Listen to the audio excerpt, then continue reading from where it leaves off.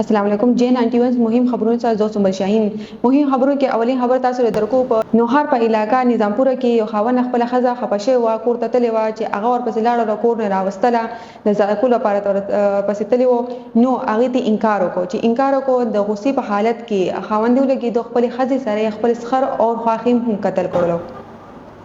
اوس راځو بل خبر ته د اولس لپاره یو خو د افغان خبر دی نو بل خور پسې د خوشحالي خبر هم دی.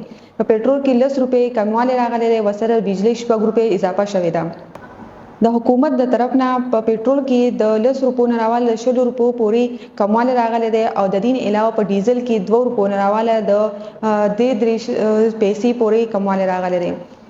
او سره په بجلی کې 15 روپے 72 پیسې یعنی 2 پیسې اضافه پکې کړی ده. اوس راځو پر خبر ته پاکستان په ټي20 ورلد کپ په میچ کې بهر شو او هغه په سوپر 8 کې رانغی.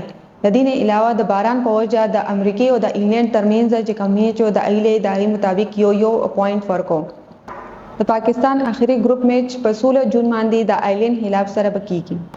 اوس راځو بل خبر ته په پیښور کې د افغان مهاجرین یا افغانستان کم خلک دي د اغي سبا اتوار پرز اختر دی په پیښور کې او اغي به د سبا کې د سعودي سره اختر مناوي دي کې باز داسین دي چې اغي به د اختر د ګل پرز هم دي.